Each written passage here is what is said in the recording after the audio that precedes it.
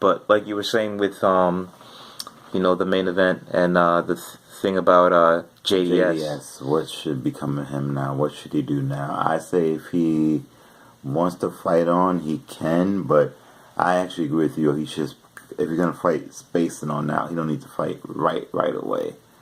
Because as long as Miyoshi is champion, he's not gonna get another title shot anytime soon. No, I don't believe so. Really would not be it'd be a pointless event. Not pointless, but I mean, they're on two different levels right now in their careers right now.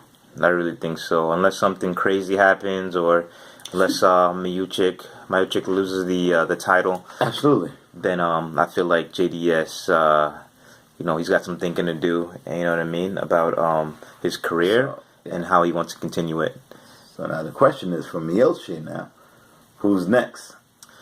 That's a very good question. I don't know what the story with Kane is. What's going on with Cain Velasquez? Do you have any idea? I know he's had a lot of injuries and delays and stuff like that. But what about doesn't Werdum get a title shot? I'm not really sure. He got his rematch since he lost the belt. I'm not sure what Werdum's doing. He's supposed to get a rematch. I'm not sure what Werdum's doing. Look, like I said before, I don't think the UFC likes Werdum in the whole Reebok situation, championship position, and I think they just don't get along in general. So I don't think they're in a hurry to put that fight in place. But yeah, I mean, it seems like Werdum would definitely be a likely candidate. Since he lost the belt, he's the former champion. That's right. He deserves his rematch at the very least. Absolutely. Yeah. So I would have to go with Werdum. I'm gonna have to agree with you on this one, but who knows, man? That division will probably get it though. Yeah, I would love to see. I'd love to see him fight Kane. They never fought before. That'd be very interesting. I would love to see him fight Kane because that would be very interesting. If he fights Kane, man, then we really know. You know what I mean? We don't really know because Kane's been so injured. But if he looked he looked against Ronda Rousey's boyfriend. Travis Brown, fiance now. They getting married. Yeah, fiance. Yeah. Then taking people's face off. Then that could be very interesting. And he's just so strong. I'd love to see his wrestling. Against Stipe. You know Absolutely. what I mean? That'd be a good matchup right there. But before we end this one off, I just want to go back to the 145 division with Frankie Edgar and. I'm thinking at this point I would love to see a Frankie Edgar versus Cub Swanson 2 fight. I think this is like the perfect time for that fight. That would be very interesting right there. And the winner would definitely be next in line for a title shot. So absolutely. How do you see a second fight playing out with the two of them? I don't know, man. I don't know. I'm going to have to go with Edgar again. I mean, how can you not, right? Because he beat him the first time, and again, we thought he had a Cub Swanson moment against Jair, and then he looked phenomenal. You know what I mean? So, the question is, can he beat Jose Aldo or Max Holloway? Are we talking about Cub Swanson or Frankie Edgar? I think he loses both those fights, to be honest with you. Yeah. But I think he has a better chance against Max Holloway. I mean, obviously because, he lost Jose Aldo twice, right? So, yeah. But it seems like Frankie has a way with taller fighters, you know what I mean, lankier fighters. And he seems to be able to get them to the ground, you know what I mean? And implement his strategy against them, which is funny. But and I mean, so for that reason, I think you kind of have to say it's Max Holloway, simply for the fact that they haven't fought, but they're both tough fights, and I think he loses both of them. But if he was to win one, I'm gonna have to go with Max Holloway. Max Holloway, you know what I mean? Okay. But against Cub Swanson, who do you think wins that fight? Frankie against Cub. Oh, Frankie against Cub Swanson. I'm gonna go Frankie again. Frankie Edgar, yeah, absolutely. I have to go with him. You have to go with him, especially what I seen last night, man. Yeah. But the problem is, if he wins, he gets another title shot. Do you want to see an Aldo Edgar fight part 3? I don't. And that's the thing with Frankie Edgar. He's getting to that point, He's in there, but as far as watching it, it's like you really want to see that fight again. So hopefully Holloway wins. Yeah. And then that kind of shuts that down. Absolutely. But yeah, I would love to see if UFC, if you're listening, which I'm sure you're not, but you never know. I would love to see Cub Swanson, Frankie Edgar 2 fight. That'd be sick. And it's the right time for it. They're both up there. Cub just beat Artem. You know what I mean? And the time frame is good because I believe that was like what, the second to last card that just I mean it's definitely enough time for both fighters to recover. It's like perfect. Again. You know what I mean? So yeah, make it happen, UFC. And I want to see the guy doing a live podcast right now. Next Saturday is the Texiera Gustafsson fight. That's right. Who are you going with, and why? I'm going to go with Gustav. I think he has more tools. Don't get me wrong. Texiera moves deceptively well for a big guy. Mm-hmm. He has heavy hands. That's no secret. Yes. But I don't think he moves as well as Anthony Johnson. As you know, Anthony Johnson put Gustav away. Definitely doesn't have the power that Rumble has. I mean, he's up there. He don't have the power like Rumble though. Right. But I mean, he's got power. You know what I mean? He definitely shut your lights out. You know what I mean? Yeah, I mean, in that division, of course. But I mean, he don't have. I don't think Gus is gonna be in trouble in this fight. Yeah. As long as he fights his fight, he should be okay. Yeah. What you call it? Yeah. Texiera is a knockout fighter. You know what I mean? So I mean, he definitely has power in his hands. But like I said, I think Gustav is just too. I mean, Gustav can take a shot. We've seen that. Mm-hmm. He stays just as good throughout the rounds. You know what I mean? He doesn't. His performance doesn't deteriorate, and he's just got so much skills. Got so much heart. He's super confident. I think they're actually fighting in. Are they fighting in Sweden? Or something like that? I don't think they're fighting in Sweden, but I know they're fighting.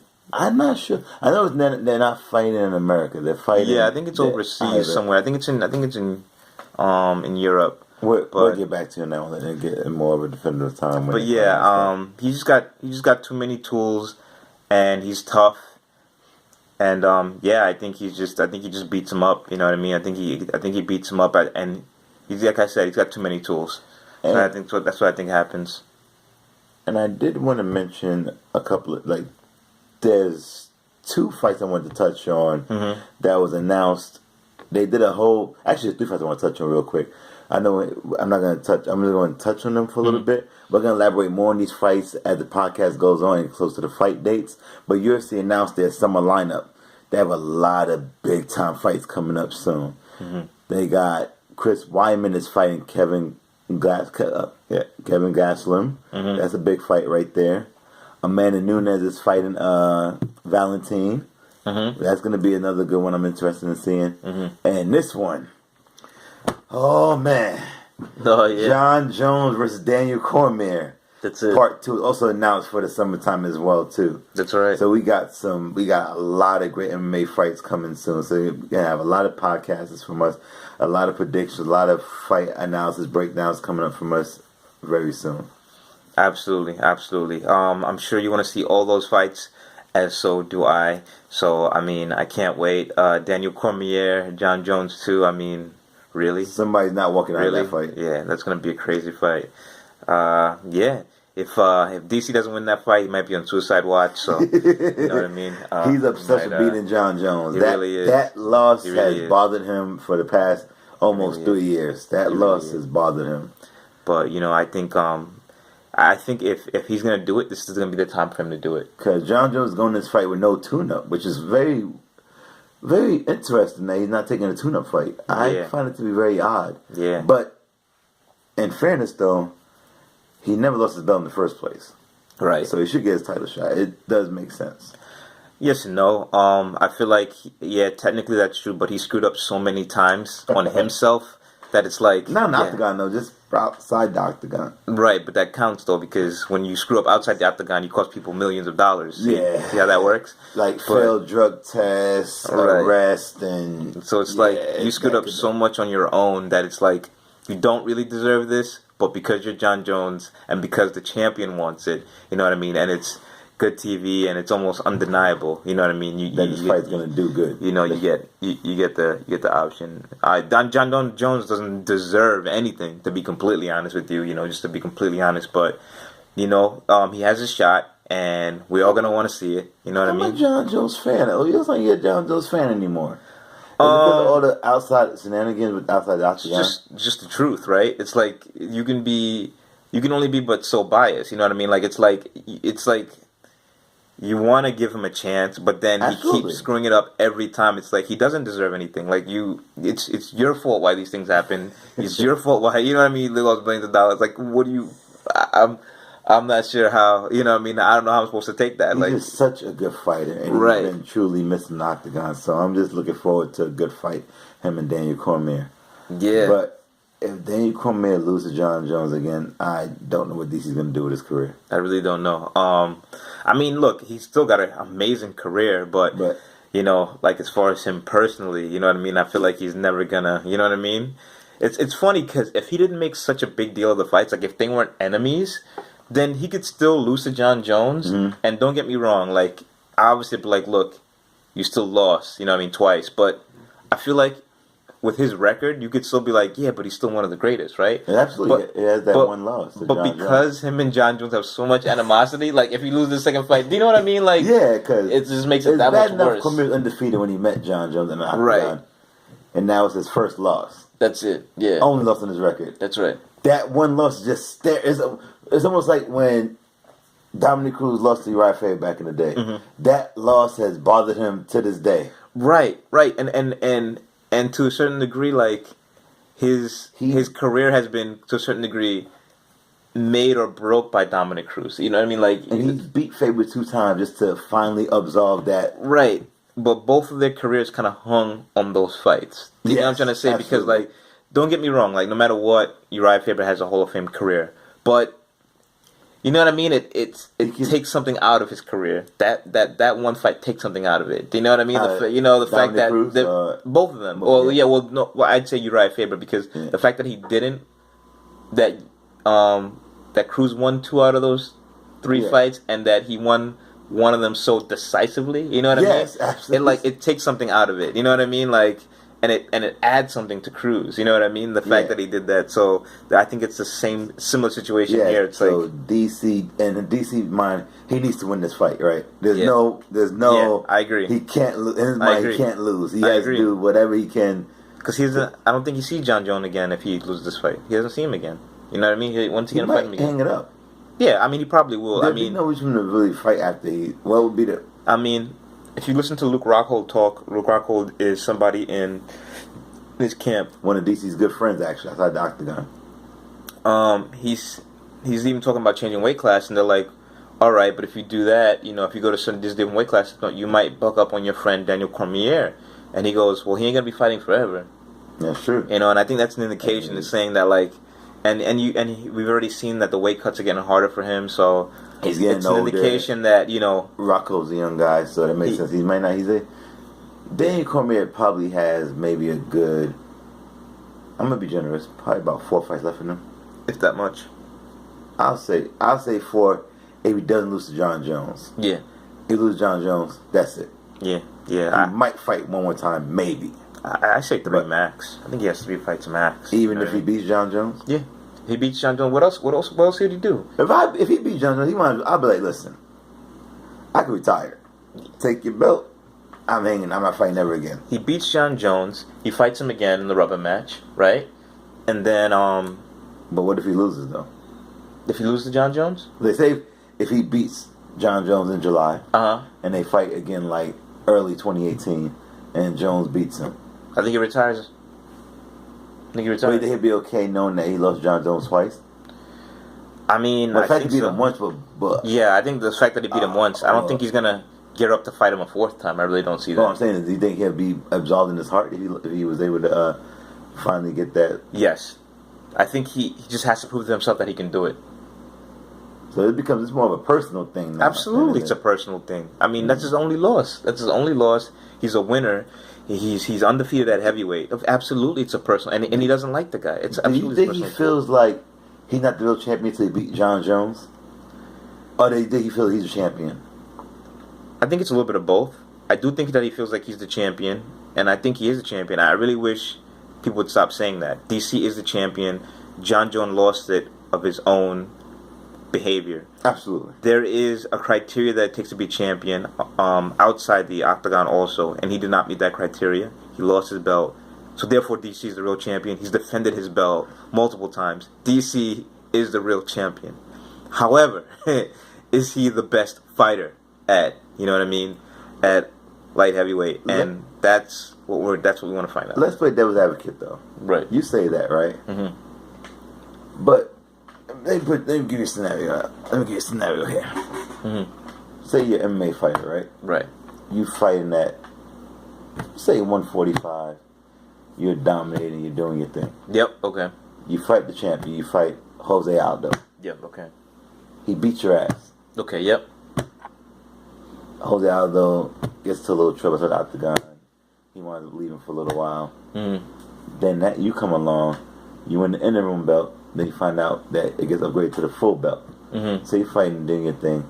Do you feel like you have to beat Aldo, though? Of course. Why?